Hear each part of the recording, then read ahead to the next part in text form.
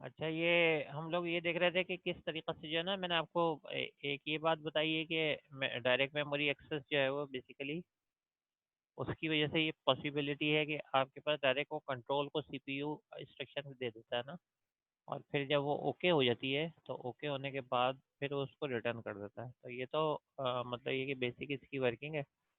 अच्छा, उसके साथ जो है वो ये भी होता है कि आपके पास जो वॉन न्यूमैन है जिसने ये स्टोर प्रोग्राम कॉन्सेप्ट का मतलब ये आइडिया दिया था, और जो सक्सेसफुल भी हुआ, तो वो उसका बॉटलनेक क्या होता है कि अगर आपके पास जो वो बस स्पीड या आपके पास लेटेंसी बढ़ रही हो, तो लेटेंसी को स्लो करने के लिए ये तमाम स्कीम है कि कंट्रोलर को आप दे दें डायरेक्ट, ताकि मेमोरी तक ना जाए। उसके बाद इधर ही से जो है ना वो वर्किंग करके जो है वो आपको रिटर्न दे दे, सीपीयू को उसको कह दे कि जी मैंने मॉनिटर पे राइट कर दिया है, या मैंने कीबोर्ड से इनपुट ले लिया है। ये चीज़ क्या कहलाती है? ये चीज़ कहलाती, एक चीज़ कहलाती है हैंड शेकिंग। अच्छा, जो कम्युनिकेशन है, इसी डिले को कम करने के लिए जो कम्युनिकेशन की गई वो पैरेलल कर दी गई, पहले थी सीरियल। ठीक है, तो सीरियल और पैरेलल के अंदर अगर आप देखें तो क्या डिफरेंस होता है कि अगर आपके पास ये एक लाइन हो, सही, ये जो है ये क्या है, लेट्स सपोज ये है कंप्यूटर और ये मेमोरी है। अब ये सपोज करें यहाँ चार लाइनें नजर आ रही हैं, चार लाइनें ना हो बल्कि यहाँ क्या हो, यहाँ आपके पास सिंपल एक ही लाइन हो। ठीक है ना? तो उस सूरत के अंदर क्या होगा? उस सूरत के अंदर ये होगा कि आपके पास जो डेटा ट्रैवल करेगा वो स्लो करेगा, क्योंकि आपके पास एक ही पाथ है। इसकी एग्जांपल ये समझ लें कि ये 4 बिट्स हमें भेजनी है, और जो है रोड एक ही है। तो ये इसको कार की एग्जांपल ले लेते हैं कि चार कार हैं आपके पास, और ये जो है इस रोड के ऊपर ट्रैवल करके अगर जाएंगी, तो जाहिर बात है वेटिंग करने के लिए वेट मतलब थोड़ा सा वेट करना पड़ेगा, पहले एक जाएगी दूसरी जाएगी। और अगर इनको आप चार रोड्स दे दें, यानी आप चार लाइंस दे दें, या बस बस जो वो 4 बिट की कर दें, तो फिर क्या होगा, ये चारों एक साथ ही चली जाएंगी। यानी एक इस रोड से चली जाएगी, एक इस रोड से, एक इस रोड से, एक साथ ही चली जाएंगी, तो एक साथ वहाँ पहुँच जाएंगी। तो इससे क्या होगा, स्पीड अप प्रोसेस होगा। तो जो पहले वाली जो है हमारे पास जो एक लाइन थी वो कहलाती है सीरियल कम्युनिकेशन, जब एक एक करके वन बाई वन जो है वो कार्ड्स एक जगह से दूसरी जगह यानी मेमोरी से सीपीयू की तरफ जाएं। और जब आप मल्टीपल लाइंस कर देते हैं तो फिर वो क्या कहलाती है, पैरेलल कम्युनिकेशन। तो पैरेलल कम्युनिकेशन में आपने देखा पहले 4 बिट थी, फिर 8 बिट्स हुई, फिर आपके पास 16 बिट्स, 32 बिट्स, 64 बिट्स। तो इस तरीके से आप जो है वो उसके जो डेटा बस भी बढ़ाते रहे। ठीक है, जिसकी वजह से आपकी जो है स्पीड फास्ट हुई डेटा ट्रांसफर की भी। तो बहरहाल समराइज हम इस तरीके से कर सकते हैं कि सिर्फ ये बात नहीं होती कि सीपीयू ही आप उसको स्पीड ही आप बढ़ाते रहें, बल्कि उसको जो प्रोसेसिंग के लिए डेटा चाहिए उसकी उसके जो मतलब ये उसका ट्रांसफ़र रेट वो भी बढ़े। और ट्रांसफ़र रेट अगर बढ़ता हैगा तो इसका मतलब उसकी परफॉर्मेंस बढ़ती है, क्योंकि उसको डेटा मिल रहा होता है, वो प्रोसेस करता रहता है।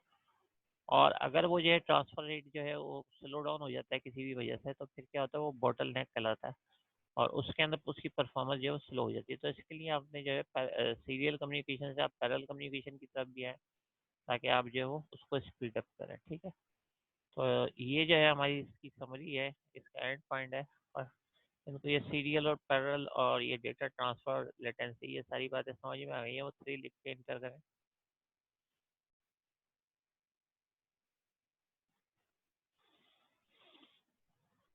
ठीक है, तो इसमें हमने एक्चुअली देखा क्या इस चैप्टर में, इस चैप्टर के अंदर हमने ये देखा कि किस तरीके से जो है आर्किटेक्चर होता है, एक तो ये बात।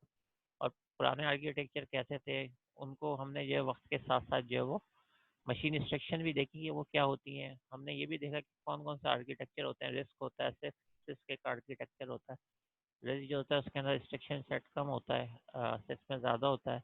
ये जो होता है चीप भी होता है और थोड़ा प्रोसेसिंग फास्ट करता है, और ये जो है थोड़ा एक्सपेंसिव होता है। डिफरेंट कंपनीज बनाती हैं इसको। फिर हमने जो प्रोग्राम एग्जीक्यूशन देखी कि जब जा रहा होता है तो डेटा ट्रांसफ़र होता है, फिर अर्थमेटिक लॉजिकल इंस्ट्रक्शन का फैसला होता है, उसके बाद जो है वो एग्जीक्यूशन होती है। हमने ये भी देखा कि ओपी कोड और ऑपरेंड के अंदर जो है वो दो पार्ट्स में डिवाइड होता है, एक में इंस्ट्रक्शन होती है जिसको हम ओपी कोड कहते हैं, और एक आपके पास ऑपरेंड होता है, यानी जो डेटा जिसके ऊपर जो है वो हम वर्किंग कर रहे होते हैं। ठीक है, और ये हमने यहाँ पे इसकी एग्जाम्पल भी देखी थी। फिर उसके साथ साथ हमने ये भी देखा कि अगर हम मशीन साइकिल के अंदर, और इम्पोर्टेंट रजिस्टर एक प्रोग्राम काउंटर होता है जिसके अंदर जो है वो काउंटिंग करता है कि कौन सी लाइन नंबर पे, और एक इंस्ट्रक्शन रजिस्टर होता है जिसमें आपके पास जो इंस्ट्रक्शन जो करंट इंस्ट्रक्शन होती है वो मौजूद होती है, जैसे प्लस है माइनस है मशीन साइकिल में हमने देखा फैच, डिकोड, एग्जीक्यूट, ये 3 स्टेप्स होते हैं, ये बिल्कुल इसके इक्विवेलेंट है। पहले जैसे डेटा ट्रांसफर हुआ, फिर उसके बाद ये डिसाइड हुआ डिकोड के ऑटोमेटिक या लॉजिक यूनिट है उसको डिकोड किया गया, ये समझने के लिए कि ये कौन किस टाइप की इंस्ट्रक्शन है। उसके बाद जो है उसको एग्जीक्यूट किया गया यानी कंट्रोल। तो ये आपके पास 3 चीज़ें वही हैं। अच्छा, उसके बाद हमने इसको बिट शिफ्ट, जब हम बिट करते हैं हमने ये देखा कि किस तरीके से जो है वो आपके पास मतलब ये कि मल्टीप्लाई बाई 2 होती है और फिर डिवाइडेड बाई 2 होती है। लेफ्ट और राइट दोनों शिफ्ट आपने जो है वो देखी। उसके बाद जो है वो हमने ये देखा कि किस तरीके से जो हमने स्पीड जो है वो थ्रोपुट बढ़ाना था। तो थ्रोपुट का मतलब ये होता है कि मैक्सिमम आउटपुट। उसके लिए हमने डिफरेंट आर्किटेक्चर देखे, सही है। हमने जो आर्किटेक्चर देखे वो ये थे, ठीक है। ये डिफरेंट आर्किटेक्चर आपने देखे। पहले आपने देखा SISD, सही है। इसकी एग्जाम्पल ये है कि एक वक्त में एक काम कर रहा है, आप इसमें देखें ये क्या है, कंट्रोल यूनिट है। कंट्रोल यूनिट के साथ ये क्या है आपके पास, ये इसका एक ALU है। तो एक वक्त में एक काम करता था, ये डॉस की एग्जाम्पल है, जब टाइप करता था फिर वो सिर्फ वही टाइप करता था। फिर क्या हुआ कि हमने उसकी स्पीड बढ़ाने के लिए SIMD, सही है, यानी मल्टीपल डेटा। सिंगल आपके पास प्रोसेसर है, मल्टीपल डेटा है। तो इसके अंदर क्या हुआ, आपने ALU बढ़ा दिए थे। अगर आपको याद हो, ये हमने जो है वो डिस्कस भी किया था कि ALU जो थे वो हमने बढ़ा दिए थे। तो इसकी एग्जाम्पल जो थी ये वाली देखी थी कि जब हम A B टाइप करते हैं तो एक्चुअली A और B के अंदर जो है ना वो इतना स्पेस होता है कि बहुत सारे प्रोसेस जो है वो कर देता है, यानी ALU की वजह से। ये एग्जाम्पल हमने देखी थी। उसके बाद हमने देखा था MIMD। उसमें क्या देखा था हमने हमने देखा था कि जैसे सर्वर होते हैं आपके पास, तो सर्वर जो है वो बहुत ज़्यादा उनको यूज़र्स आ रहे होते हैं, जैसे FB का सर्वर है या गूगल का है। तो उस सूरत में क्या होता है, आपको पास बहुत सारे प्रोसेसर चाहिए होते हैं। और इसमें हमने ये भी देखा था कि सुपर कंप्यूटर्स जो है वो ऑलरेडी इसी आर्किटेक्चर के ऊपर वर्क करता है, सही है। फिर जो है वो आपने इसके अंदर ये चीज़ भी देखी थी कि इसमें इस सीरियल और पैरेलल बस के साथ साथ ये वो एग्जाम्पल है जो अभी मैंने आपको दी थी कि सुपर कंप्यूटर यानी कि नॉर्मल कंप्यूटर और सुपर कंप्यूटर में क्या डिफरेंस होता है। तो ये वही रूम की एग्जाम्पल है कि यहाँ चेयर है, एक पर्सन लेके जा रहा है, और वो जो है जब 5 लोग होंगे तो क्या होगा, स्पीड अप हो जाएगा प्रोसेस।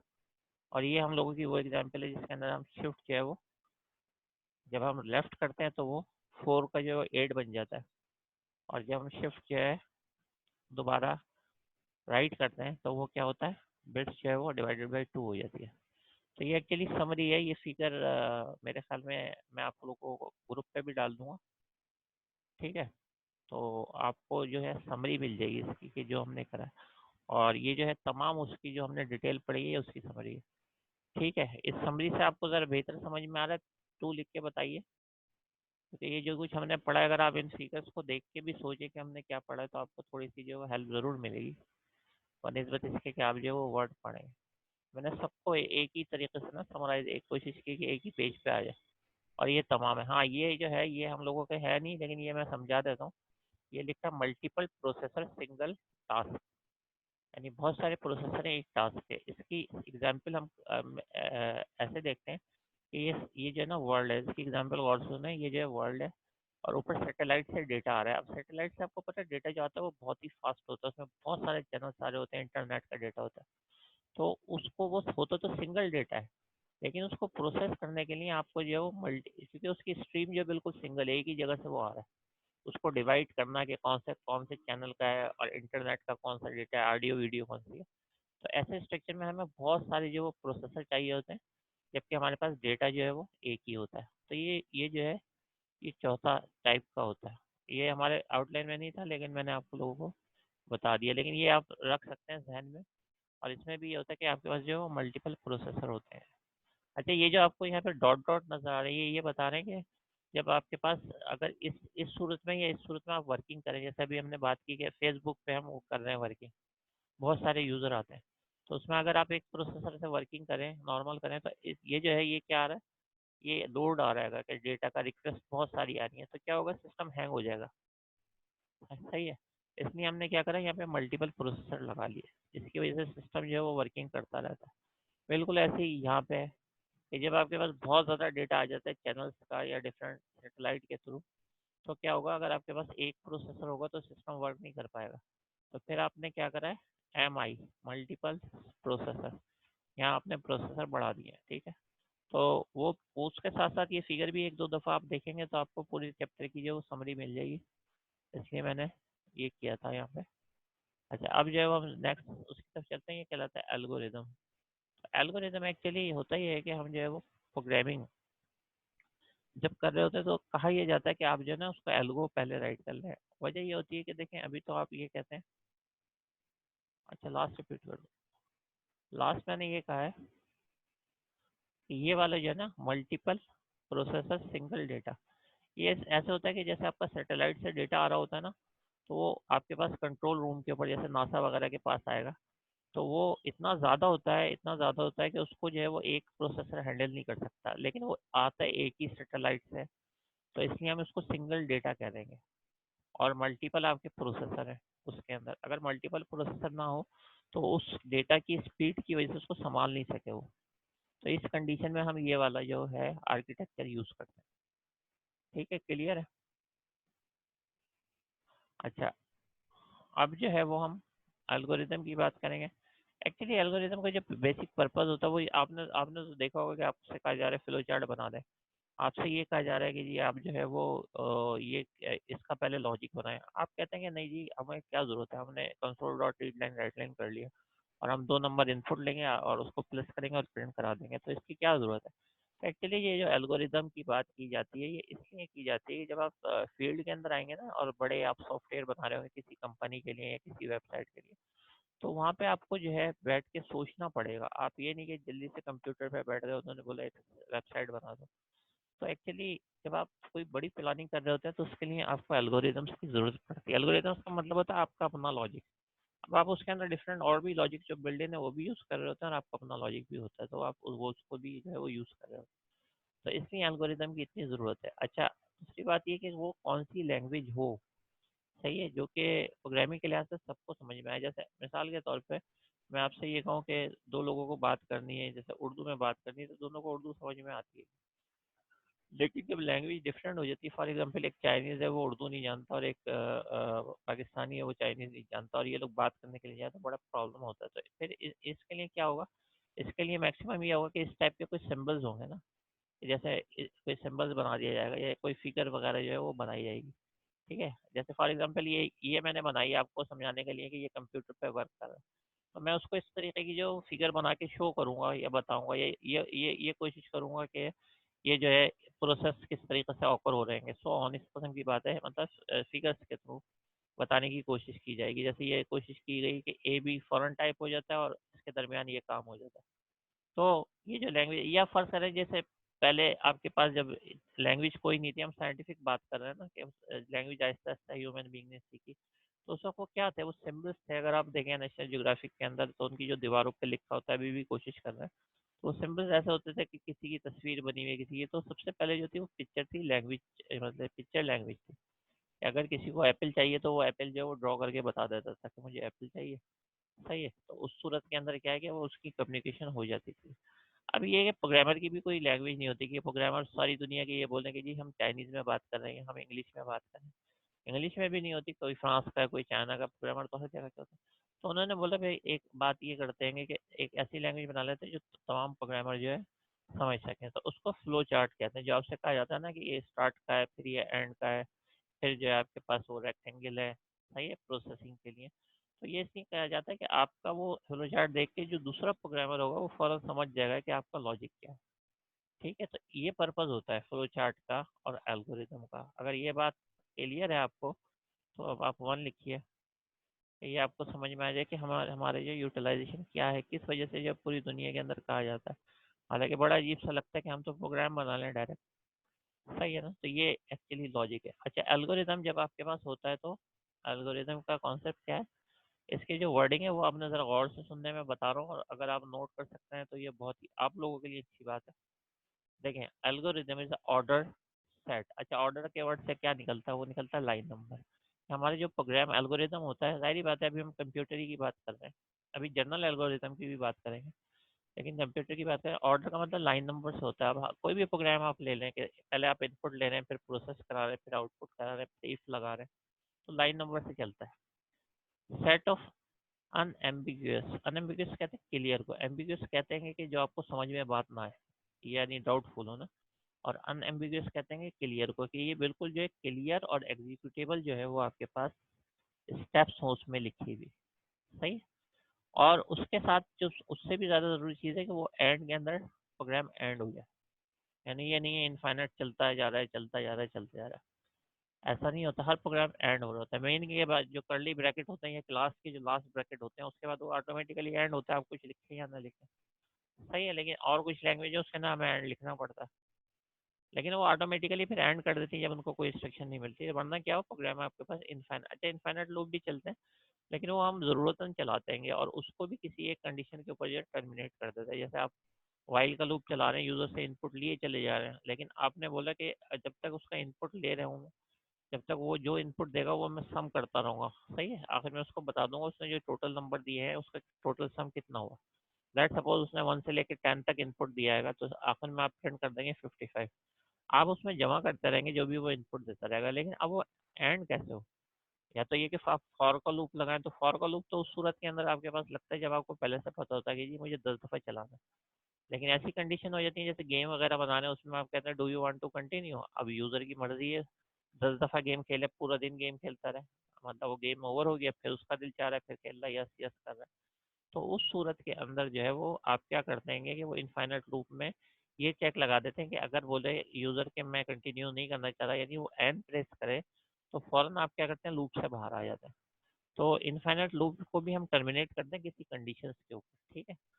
और जो आपके पास डिफरेंस होता है बिटवीन फॉर लूप और अदर लूप्स, वाइल और डू वाइल, वो यही होता है कि फॉर लूप में हमें पहले से पता होता है कि कितनी दफ़ा चलेगा वो लूप। सही है। जैसे अभी मैंने कहा कि 1 से लेकर 10 तक इनपुट लेना है या टेबल प्रिंट कराना है 1 से 10 तक, तो ये फॉर लूप होगा। लेकिन वाइल लूप भी हमारे पास काउंटिंग के थ्रू चल सकता है कि 1 से 10 तक वो भी प्रिंट कर सकता है। लेकिन नॉर्मली हम वाइल और डू वाइल जब यूज़ कर रहे होते हैं जब हमें ये नहीं मालूम होता कि यूज़र की मर्जी कब तक है।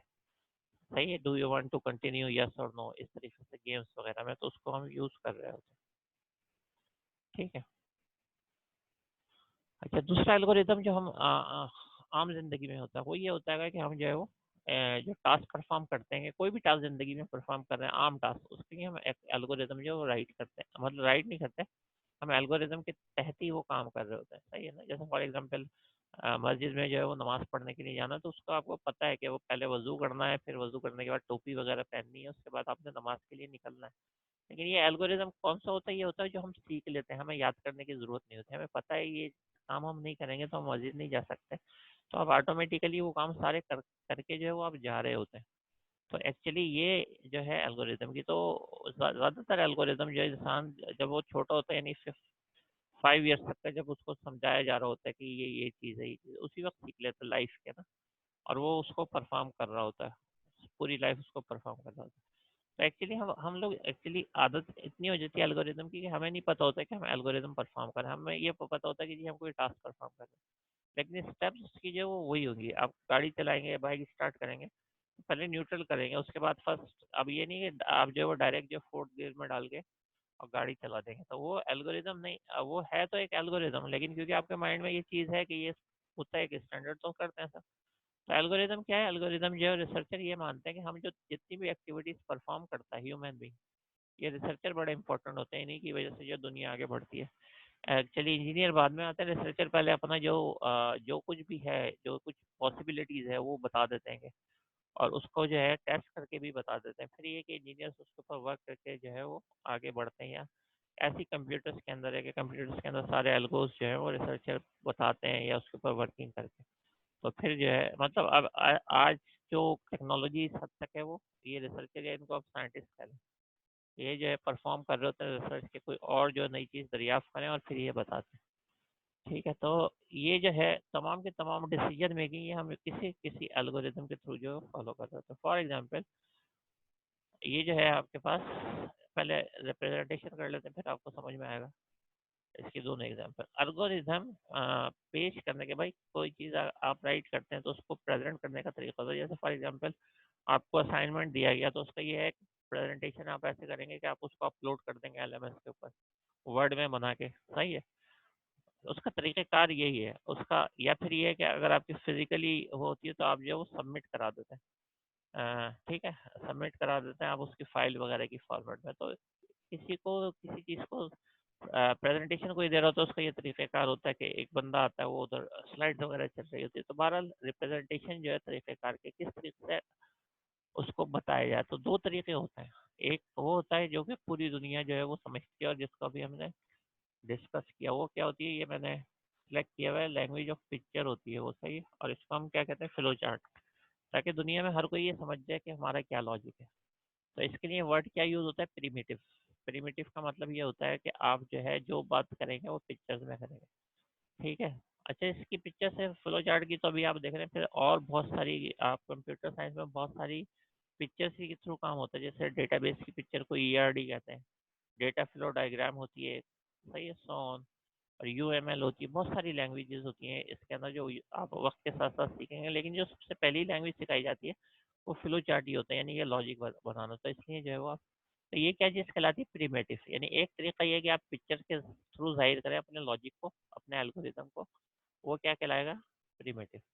दूसरा तरीका ये है कि आप जो है वो किसी ऐसी लैंग्वेज के अंदर राइट कर दें जो कि इजीली अंडरस्टैंडेबल हो, उसके अंदर कोई भी आप ऐसा वर्ड यूज़ ना करें जो कि किसी प्रोग्रामिंग लैंग्वेज का हो। अब देखें, दोनों में एक एडवांटेज है। एक प्रोग्रामर है, वो सी शार्प का है, अब वो अपना लॉजिक जो है वो फ्लो चार्ट देता है एक जावा के प्रोग्रामर को, ठीक है। वो देखेगा, उसको बना देगा, क्योंकि वो ज़बान समझता है जो कि फ्लो चार्ट में राइट हुई है। ऐसे ही वो पाइथन के प्रोग्रामर को देता है, तो पाइथन का प्रोग्रामर उसको समझता है, क्योंकि वो लैंग्वेज एक ऐसी लैंग्वेज है जो हर प्रोग्रामर समझता है, तो वो जो है फ़ौरन कर देगा। तो इसका मतलब है ये वो लैंग्वेज है जो कि जिसके लिए आपको एक्सपर्टी की ज़रूरत नहीं है किसी पर्टिकुलर लैंग्वेज की। जो भी आपको लैंग्वेज आती है आप उसके अंदर बना दें अपना वो प्रोग्राम या सॉफ्टवेयर तैयार करके दे दें।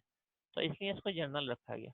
दूसरा तरीका ये है कि सिंपल इंग्लिश में आप राइट कर दें अपना लॉजिक का, कि इनपुट अ नंबर, सही है, add number two 5 and multiply number by 3। इस किस्म का लॉजिक आप बना दें, तो वो हम लैंग्वेज इंडिपेंडेंट कर रहे हैं। अब हम उससे ये नहीं कह रहे कि आप सी शार्प में बनाओगे, आप जावा में बनाओगे, आप पाइथन में, जो भी उसको लैंग्वेज आती है तो बना दें। तो ये दोनों तरीक़ेकार जो है ना, ये यूज़ होते हैं इंटरनेशनली, ताकि आप बिल्कुल इंडिपेंडेंटली कोई भी लैंग्वेज आप एक्सपर्ट हो, आप उसमें वो काम कर दें। क्योंकि कंप्यूटर की सारी लैंग्वेज तकरीबन इतनी पावरफुल तो होती है कि एक जैसा काम कर सकते हो। कुछ जो है रिस्ट्रिक्टेड होती हैं, जैसे जावास्क्रिप्ट वगैरह, लेकिन वो वेब की वजह से रिस्ट्रिक्टेड है कि वो खाली वेब पे यूज़ होती है। लेकिन जो नॉर्मल लैंग्वेजेस हैं, जो कि पूरी फुल फ्लेज लैंग्वेजेस हैं, वो हर काम आ सकते हैं। तो ये प्रिमिटिव क्या हो गया, ये हो गया फ्लो चार्ट। और ये क्या हो गया, सूडोकोड, ये आपका एल्गोरिथम राइटिंग इन इंग्लिश, ठीक है। अब एल्गो इसकी जो है ना, दोनों की एग्जाम्पल भी देख लेते हैं। पहले वाले की एग्जाम्पल देखते हैं। पहले वाले की जो एग्जाम्पल है वो है आपके पास ये, कि ये हमारे पास एक फार्मूला ये दिया गया है कि आप सी को जो है वो इनपुट करें, एक प्रॉब्लम दी गई है ना, कि सी में इनपुट करें और उसको जो है वो मल्टीप्लाई करें 9 डिवाइडेड बाई 5 से, और देन 32 जो है ऐड कर दें। अब इसको हमें ना सूडो कोड के अंदर राइट करना है, यानी इंग्लिश के अंदर। अच्छा, सूडो का मतलब होता है फॉल्स, और कोड कोड को कहते हैं। तो फॉल्स कोड इसलिए कहते हैं कि एक्चुअली वो कोड तो होते हैं लेकिन वो किसी लैंग्वेज में नहीं चल रहे होते, इसलिए इसके लिए वर्ड जो रखा गया वो रखा गया सूडो कोड, यानी ये वाला। सूडो का मतलब फॉल्स है, कोड का मतलब कोड है, लेकिन ये किसी लैंग्वेज में नहीं होते, ये सिर्फ समझाने के लिए होते हैं, तो इसलिए इसको फॉल्स कोड कहते हैं, ठीक है। तो अब ये है जैसे, तो इसके अब स्टेप्स क्या होंगे, multiply with temperature reading in centigrade by 9 divided by 5, सही है। यानी कि ये आपने पहला स्टेप परफॉर्म किया, यानी सिर्फ अभी आपने जो एल्गोरिदम में इतने स्टेप बताया उसको, ये वाला नहीं बताया, +32 वाला। अगली दफ़ा आप क्या कह रहे हैं, अगली दफ़ा कह रहे हैं and then at 32 the product, जो आंसर आया उसको 32 कर दो। देन क्या होगा, रिजल्ट ऑटोमेटिकली एफ में चले जाएगा और आपको फ़ारेनहाइट प्रिंट कर देगा, ठीक है। जो एल्गोरिदम यूज़ हो रहे होते हैं वो किसी लैंग्वेज डिपेंडेंट नहीं होते, सूडो कोड, तो वो हम जो है वो जैसे लिखते हैं ए इज इक्वल टू 5, यानी variable name is equal to कुछ सम वैल्यू, तो वो इस तरीके से जो है हम अगर कोई सूडो कोड राइट करें तो ऐसे राइट करते थे। आपने देखा है कि इसकी कंडीशन जो है वो पैरेंथेसिस के साथ होती है सी शार्प में, और दूसरी लैंग्वेज में पैरेंथेसिस भी नहीं होते, सही है। तो आप इसलिए सिंपल लिख देते हैं कि if condition then action. While का लूप भी सिंपल इंग्लिश में लिख देते हैं, while condition do activity. Until condition या अनटिल का लूप वगैरह भी होता है। अच्छा, मेथड या फंक्शन को हम प्रोसीजर का नाम दे देते हैं, प्रोसीजर नेम और जो भी आप उसको नाम देना चाह रहे हैं वो दे देते हैं। अब इसकी एग्जांपल ये है कि if marks are greater than 60 then pass else fail. अब ये जो है ना, ये जैसे आपने ये सेंटेंस लिखा है, ये हर वो प्रोग्रामर जो है वो कर लेगा जिसको जो है वो कोई भी लैंग्वेज आती है। आपने खाली उसको अपना लॉजिक सिंपल इंग्लिश में राइट करके दे दिया। अच्छा, इसकी तीसरी एक वजह और भी है, वो ये कि हमारे जो क्लाइंट है, हमारे जो बिजनेसमैन है, उसको नहीं आती प्रोग्रामिंग ना। तो वो उससे अगर आप बोले अपना लॉजिक बताओ तो वो ऐसे लिख के दे सकता है हमें, क्योंकि ये लैंग्वेज उसको आती है। तो अब ये तो आपका काम है कि इसको आप सी शार्प के हैं या जावा के हैं तो उसको कन्वर्ट करें। सही है। तो देखिए, if condition then activity else activity, ये जो है, और इंडेंटेशन जो है वो क्यों दी जाती है, वो इसलिए दी जाती है कि रीडेबल हो। आप लोग को जो है अभी शुरू में जब प्रोग्रामिंग आप करते हैं तो आप जो है वो नहीं, इतना रीडेबल उसको नहीं बनाते, इसको नहीं आगे लिखतेंगे, आप एक ही लाइन में सब कुछ लिख रहे होते हैं। तो ये जो है प्रॉब्लम आपकी मतलब एरर डिटेक्शन के अंदर बहुत ज़्यादा प्रॉब्लम क्रिएट करती है। तो इसलिए जो कहा जाता है कि आप जो है वो इंडेंट करें अपने कोड को, कि पहले जैसे इफ़ लिखा है उसका दूसरा if ऐसे आगे करके लिखें। अच्छा, एरर्स भी आ जाती हैं। एरर्स इस तरीके से आती है कि अगर फर्ज करें मैंने यहाँ पे लिख दिया if marks are greater than 60 then fail, यानी 60 से ग्रेटर हो तो फेल हो जाए, एस पास हो जाए। थोड़ी देर के लिए यह तस्वुर कर लेते हैं कि 33 जो है वो हमारा है इंटर का, और इंटर के बेसिस के ऊपर जो है वो हम ये कर रहे हैं कि अगर 33 से ग्रेटर हो तो वो फेल कर दे। सही है। और 33 से, ये टाइपिंग मिस्टेक हो गई फॉर एग्जाम्पल प्रोग्रामर से। अब हुआ ये कि दूसरे दिन रिजल्ट था मैट्रिक का या इंटर का, आ गया रिजल्ट। अब जिसके 90 आए हैं उसके आगे लिखा हुआ आ रहा है फेल, और जिसके जो है वो 30 है परसेंट उसका लिखा हुआ आ रहा है पास, तो होगा क्या? बहुत बड़ी प्रॉब्लम एक खड़ी हो जाएगी, क्रिएट हो जाएगी। फिर वो देखेंगे, जायजा लेंगे। तो इस टाइप की एरर जो कंप्यूटर डिटेक्ट नहीं कर सकता, देखिए कंप्यूटर सिंटेक्स एरर फौरन बता देता है। आपसे कहता है सेमीकोलन है नहीं लगा हुआ, आप लगाएं, आगे ही नहीं जाता। कोटेशन नहीं लगाया, एरर शो करता रहता है। लेकिन ये वाली एरर कैसे पकड़ेगा वो? तो ऐसी एरर जो कंप्यूटर नहीं मतलब ये कि डिटेक्ट करता है, और जो कि ह्यूमन बीइंग की एरर होती है, वो क्या कहलाती है? वो कहलाती है लॉजिकल एरर। ये लॉजिकल एरर है। ठीक है। इस लॉजिकल एरर की वजह से रिजल्ट जो है वो आपका कभी भी सही नहीं आएगा। एल्गोरिदम की जो एक खास बात है वो ये बात है कि हर कीमत पे उसका जो रिजल्ट है वो एक्यूरेट आना चाहिए। अगर रिजल्ट नहीं आ रहा तो एल्गोरिदम ही बेकार है। लेट सपोज आपका जो है वो 2+2 हर दफ़ा 7 प्रिंट करता है। सही है। या आपने जो प्राइम नंबर के लिए इनपुट दिया है कि प्राइम नंबर, अब आप उसके अंदर जो है वो देते हैं 10, तो वो प्रोग्राम 10 के ऊपर लिख रहा है प्राइम नंबर। सही है। और जो है कोई भी नंबर दे रहे हैं सब पे लिख रहा है प्राइम नंबर, तो इसका मतलब आपका एल्गोरिदम ही, आपका लॉजिक सही नहीं है। एल्गोरिदम जो है पहले रिजल्ट सही देना चाहिए। अगर रिजल्ट सही देता है तो फिर वो ओके होता है, वरना एल्गोरिदम फिर आगे उसको हम कंटिन्यू नहीं कर सकते। तो जो रिजल्ट आपका सही होता है उसको क्या कहते हैं? एक्यूरेसी। सबसे ज़्यादा जो इम्पोर्टेंट होती है एक एल्गोरिदम में चीज़, वो होती है उसकी एक्यूरेसी, कि क्या वो आंसर सही दे रहा है। ठीक है। आपने पता चला कि कैलकुलेटर बनाया, यूजर से इनपुट लिए 2 नंबर, अब वो पता, आप आंसर ही सही नहीं दे रहा क्योंकि कोई आपने मिस्टेक की हुई है उसके अंदर, या लॉजिकल है, अब उसमें कोई सिंटेक्स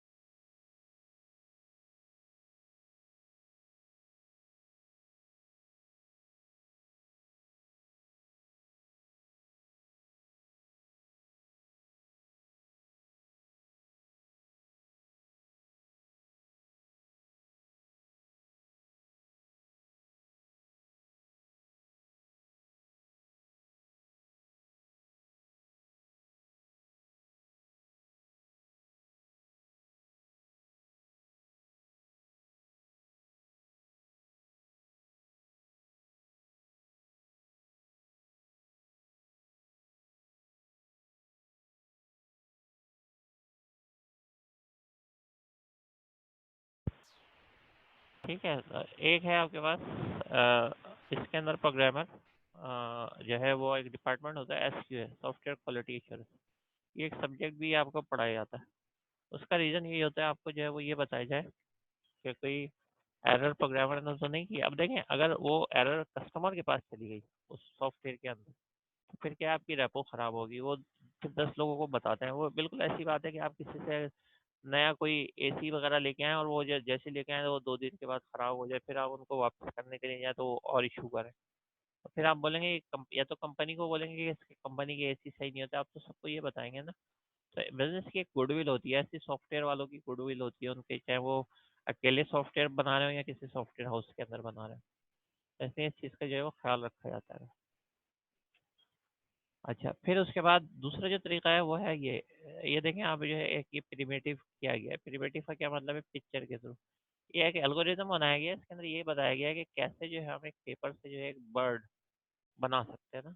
एक पेपर से जो है वो किस तरीके से जो है वो बर्ड हम बना सकते हैं। तो ये देखें आप, ये पूरा इसके ऊपर है कि फर्स्ट स्टेप, सेकंड स्टेप। अगर आप देखें तो एक प्रोग्राम भी होता है कि स्टेप 1 में हम ये करेंगे, स्टेप 2 में ये करेंगे, स्टेप 3 के अंदर ये करेंगे, सो ऑन। और इस तरीके से जो है वो हम कंटिन्यू करते हैं। और इन द फाइनल क्या होता है, ये जो है फाइनल आपका ये आउटपुट आ जाता है। सही है, नहीं कि बर्ड इसका बना दिया गया है। तो ये जो है बाई पिक्चर भी शो कर रहे होते हैं आप, इसको हम फ्लो चार्ट कहते हैं। अच्छा, एल्गोरिदम जो है वो मतलब ये कि डिस्कवरी जो की जाती है वो इस तरह से की जाती है कि एल्गोरिदम जो भी करंट प्रॉब्लम होता है आप उसको अच्छी तरीके से स्टडी करते हैं। ये सिर्फ इसलिए बात नहीं है कि आप छोटा सा एक प्रोग्राम बना रहे हैं प्राइम नंबर का, ये इसलिए बात नहीं है, वो तो आप फर्स्ट सेमेस्टर ही में बनाते हैं। ये बात वही अगेन आ गई कि आप बहुत कोई अच्छा सॉफ्टवेयर बना रहे हैं, बड़ा सॉफ्टवेयर बना रहे हैं, कमर्शियल सॉफ्टवेयर बना रहे हैं। तो उसका मतलब है कि आप जो है वो डिस्कवर करें उसको। डिस्कवर का मतलब ये है कि आप उसका तरीक़ेकार देखें कि कैसे आप बनाएंगे कि उसके अंदर कोई एरर ना आए, या वो बहुत अरसे तक चले, या उसके अंदर कोई प्रॉब्लम ना हो, उसके अंदर क्वालिटी मेंटेन हो। तो उसका जो वो एक लॉजिक बताया जाता है। उसको नॉर्मली हम system development life cycle software के अंदर भी कहते हैं, SDLC के नाम से जो है वो कहा जाता है। ठीक है, 1 मिनट ठहरिएगा।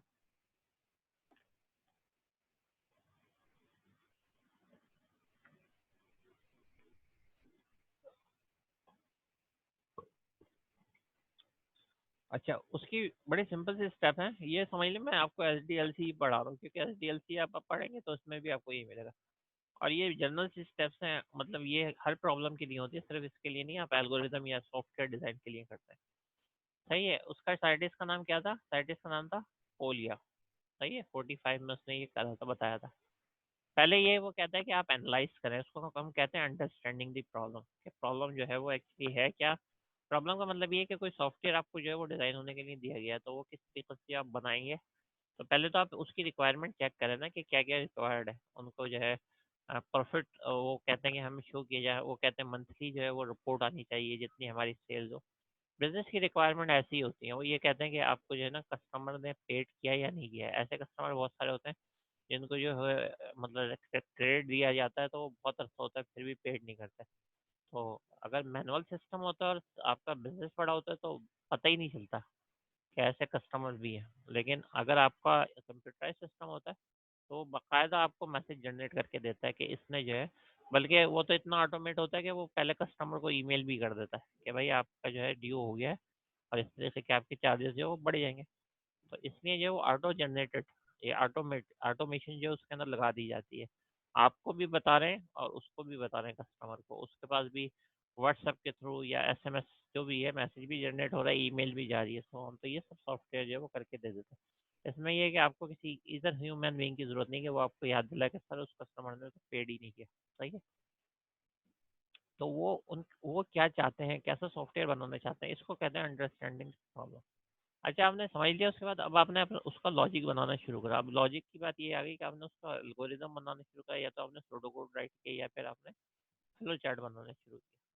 जब ये काम हो गया आपके पास, आपने बहुत अच्छा फ्लो चार्ट बना लिया, लॉजिक आपने इंग्लिश में राइट कर लिया अपने पूरे लॉजिक को, कि पहले स्टेप में मैं ये करूँगा दूसरे, क्योंकि इसमें एक प्रोग्राम तो बनना नहीं है, इसमें बहुत सारे प्रोग्राम बनेंगे, फिर वो आपस में जो कनेक्ट होंगे, फिर जाके जो इतना बड़ा सॉफ्टवेयर बनेगा। तो इसलिए बड़े केयरफुली आपने जो है उसको समझा है। उसके बाद जो है आपने उसको फ्लो चार्ट वगैरह बनाया। तीसरा देखें, तीसरा वो ये जो आप करते हैं carry carry out the plan का मतलब है कोडिंग करना। अब आपने कोडिंग करके देखा कि मैंने जितना सोचा है या जो भी मैंने वर्किंग की है, क्या वो सक्सेसफुली जो है वो रन हो रही है या नहीं हो रही। ठीक है, उसके अब यहाँ पे जो सबसे इम्पोर्टेंट जो है वो ये एक्यूरेसी है। लेट्स सपोज उनका प्रॉफिट बिल्कुल सही आ रहा है, कि उनका जो प्रॉफिट उनका जो उन्होंने कैलकुलेटर पे किया वही आपका प्रोग्राम दे रहा है कि हाँ ये बिल्कुल सही है। पिछले ईयर का, लास्ट ईयर का सपोज करें, सेल्स जो है उस सवाल से बिल्कुल सही आ रहा है तो सही है। लेकिन अगर इसमें सेल्स में भी जो है वो आपके पास एरर आ गई, सही है, तो इसका मतलब एक्यूरेसी नहीं है। एक्यूरेसी नहीं तो एल्गोरिदम फेल।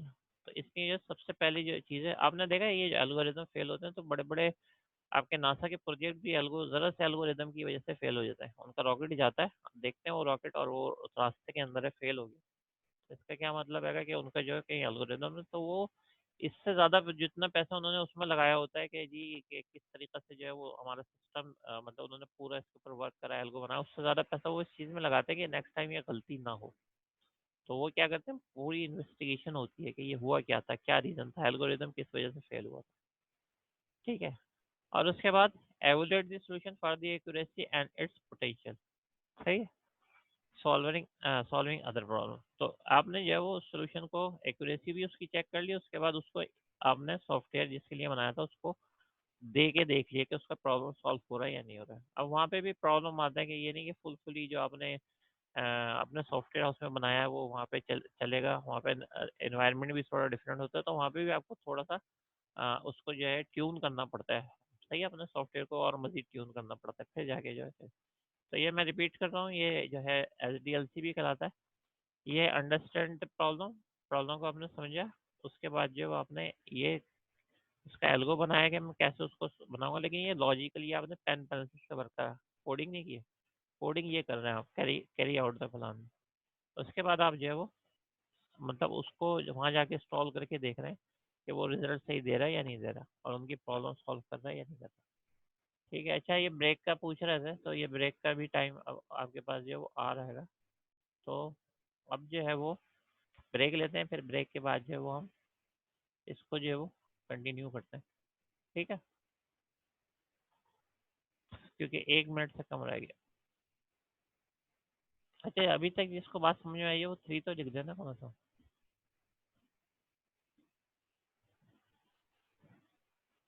चलो ठीक है, ओके।